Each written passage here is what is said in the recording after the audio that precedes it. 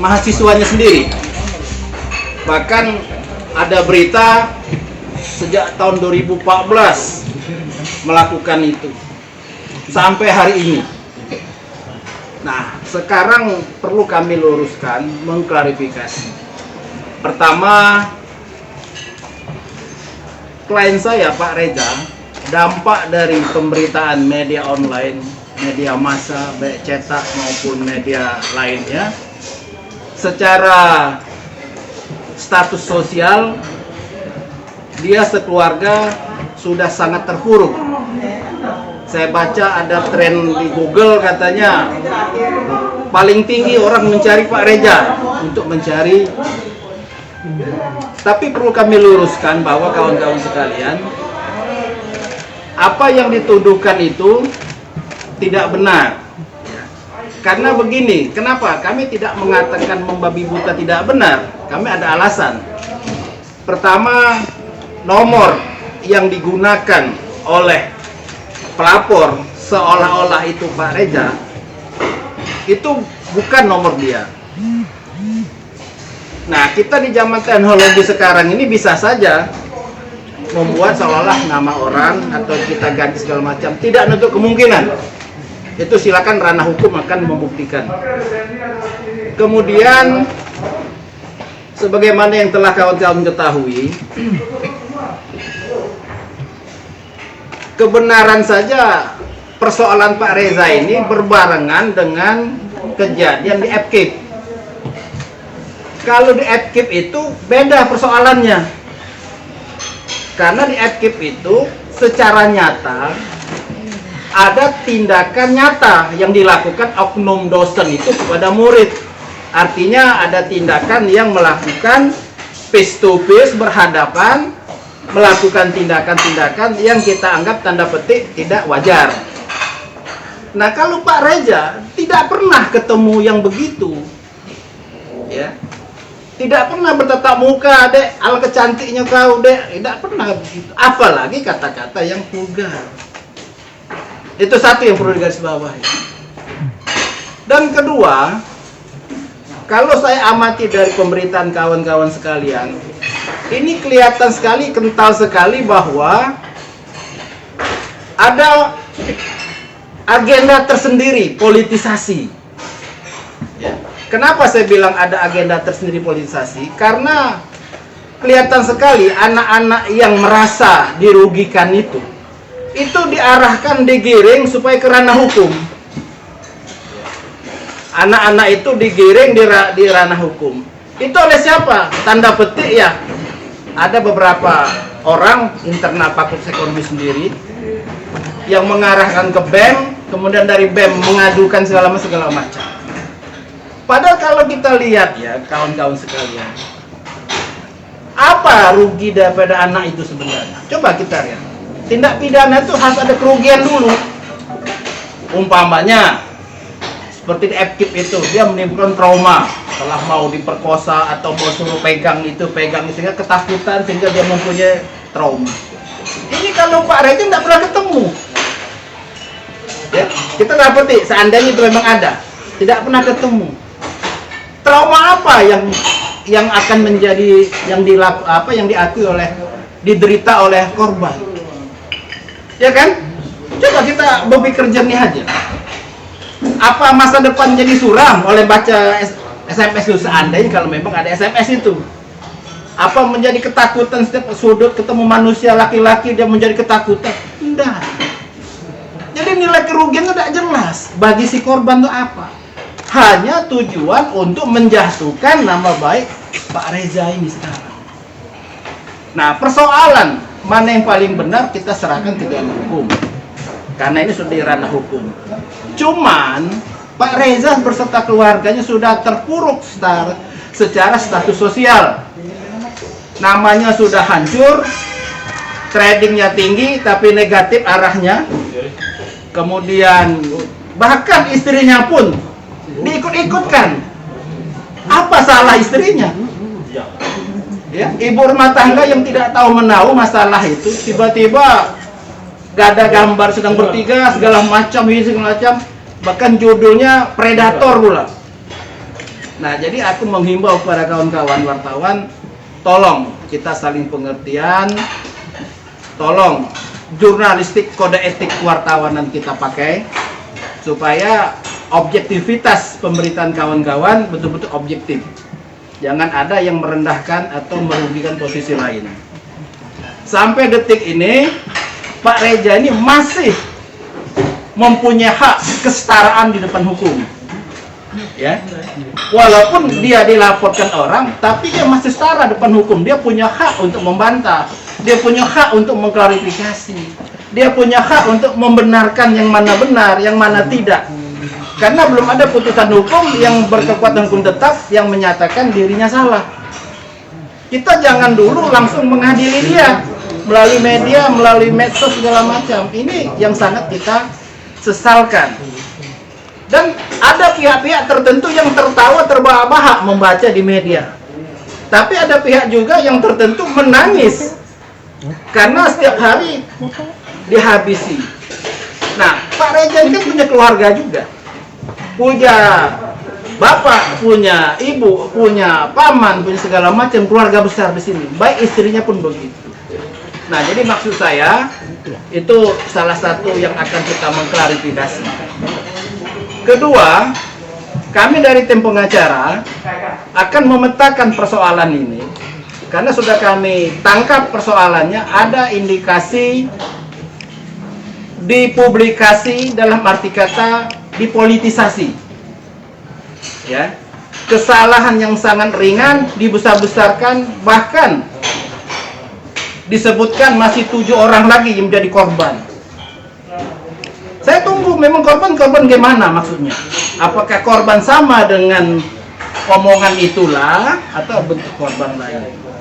Tapi ingat, sepanjang kami belum ada kekuatan hukum menyatakan kami salah, kami berhak untuk menuntut balik orang-orang yang menuduh apalagi memfitnah. Ya. Kita berhak untuk menuntut balik. Dan polisi saya yakin di tengah-tengah masalah ini karena mereka adalah polisi negara, bukan polisi kelompok orang. Wajib polisi untuk menerima laporan kami. Buat tim khusus, mereka akan menerima laporan kami untuk menyelidiki apakah memang benar Pak Reja ini difitnah segala macam. Dan nama-nama yang akan kami laporkan sudah kami kantongi orang-orangnya. Yang setelah kami peta-petakan, kami anggap inilah yang paling bertanggung jawab, yang menyebarkan isu ke media massa, ke teman-teman wartawan, ke majalah segala macam lah. Bahkan berita-berita kawan-kawan ini sampai luar negeri. Ya, bukan sampai Palembang hangat nih lah, tidak. Sampai luar negeri berita ini. Nah, jadi oleh karena itu kami selaku kuasa hukum, saya Advokat Haji Gandhi Arius, sebelah saya Advokat Hendra Afrigana, Advokat Kodraten, dan Advokat Ikrom. Kami sebagai tim yang diberi mandat kuasa dari Pak Reja untuk membela kepentingan hukum dia dan meluruskan berita-berita yang kami anggap selama ini sangat memojokkan Pak Reja. Oleh karena itu, saya ucapkan terima kasih kesempatan kawan-kawan kumpul di sini. Walaupun saya yakin banyak tugas lain yang sedang kawan-kawan ada, mungkin sedang ada peliputan lain, tapi kawan-kawan menyempatkan keundangan kami ini, tentu kami ucapkan banyak terima kasih. Ya. Kemudian sebelum kita ada tanya jawab, mungkin saya tambahkan bahwa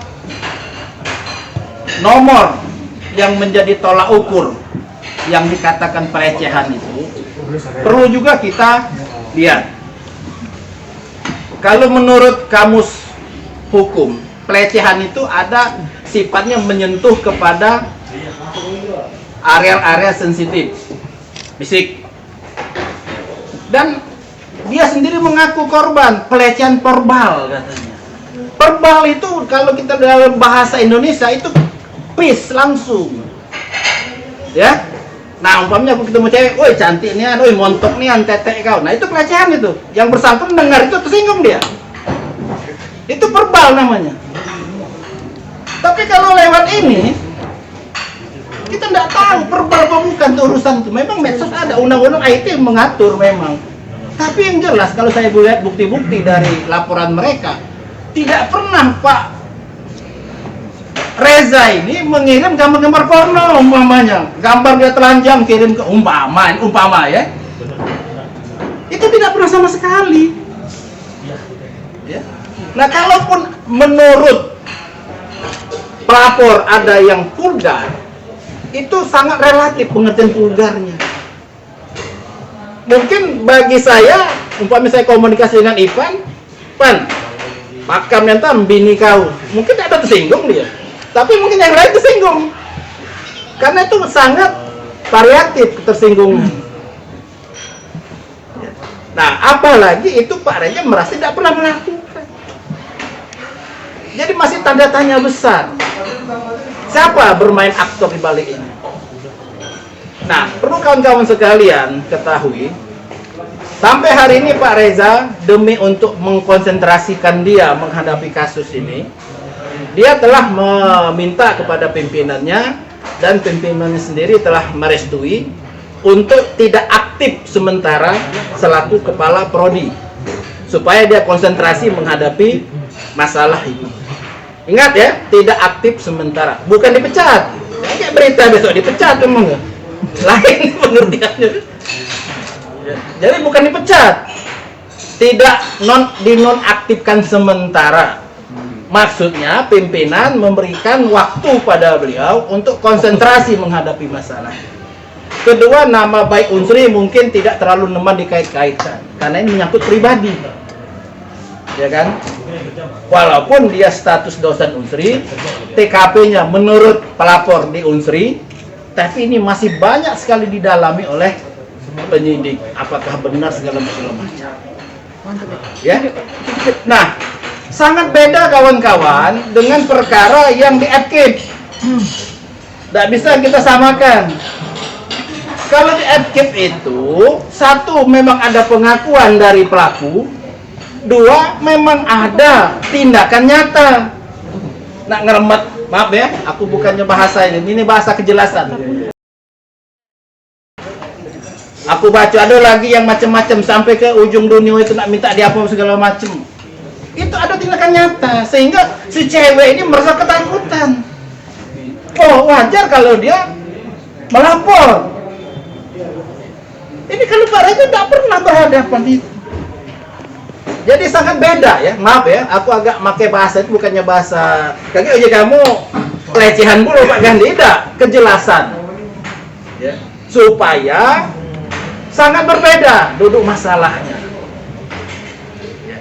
Jadi oleh karena itu kawan-kawan, itu intinya duduk masalah yang kami hadapi sekarang. Kami dari tim pengacara sudah siap baik untuk melaporkan maupun menghadapi tuntutan pengaduan dari pihak korban. Kami berharap kepolisian juga bisa objektif dan di tengah-tengah dalam rangka menegakkan hukum sehingga betul-betul keadilan ini betul kita harapkan ada. Yang jelas Pak Reza ini sudah merasa tidak adil sekarang ya. Keluar rumah baik sudah macam-macam perasaan. Kalau baca makin cinggal mato baik keluar, jangan ada rai lagi. Keperi tidak lemak lihat tetangga. Itu nggak terasa sudah adil dia.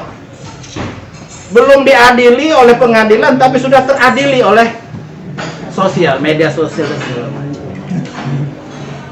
Oke Pak, Pak, katanya itu bukan nomor Pak Reza, jadi nomor siapa Pak? Apakah dihack? Apakah itu kan nomor Pak Reza? Gimana penjelasannya? Nah, sampai detik ini kami belum ada penyelidikan ke situ bagi kami, karena kami masih batas kemampuan kami tidak punya. Cuman yang jelas nomor itu sudah tidak aktif lagi sampai sekarang, sudah kita telepon. Sejak kapan tidak aktifnya Pak? Sejak mencuat masalah ini. Izin penegasan Pak Reza membantah Ya. yang dilaporkan itu penegasannya Pak. Ya. Membantah ya Pak ya. Oke Pak, kalau menanggapi chat-chat yang tersebar di media sosial yang ada menyebut seksinian segala macam, itu chatan Pak Rahasia Reza juga? atau bukan Pak? Nah itu tadi, nomor itu aja Pak Reza merasa tidak dia punya, apalagi chat seperti itu. Tidak pernah punya atau dihack orang Pak? Atau hilang. Tidak diaktif Tidak pernah punya nomor seperti Jadi itu sama sekali bukan nomor Pak Reza, bukan Iya, nomor bukan itu karena lain. kan ada kan nomor orang itu dihack orang itu Pak. Bisa jadi, cuman kita kan tidak sampai mencari apa di hack atau tidak, karena kita sudah sibuk meladeni media sosial yang sering bertubi-tubi untuk menyerang Pak Reza sekeluarga. Ya. Pak izin yang terkait hukuman dari rektorat dari dekanat tadi itu Pak Reza yang minta atau berdasarkan dari dekanat sendiri Pak itu yang minta? Jadi begini, saya buka nggak apa-apa, ini demi untuk kejelasan. Secara pribadi Pak Reza sebenarnya sudah siap untuk menonaktifkan dirinya. Karena dengan pertimbangan satu, jangan membebankan pimpinan dengan kasus ini. Tapi rupanya ternyata pimpinan juga sudah tanpa setahu Pak Reza sudah ada pilihan arahnya ke sana. Mengganti. Ya, menonaktifkan sementara. Sejak kemarin. Kemarin Selasa ya Pak ya? Hah? Dosen tetap. Kalau mengajar, yang jelas kepala prodinya. Ya, karena kepala prodi itu kan yang berkaitan dengan anak-anak bimbing segala macam. Itu yang melakukan penonaktifan tuh dekan ya? Dekan. Jangan lupa subscribe, share, komen, dan like ya.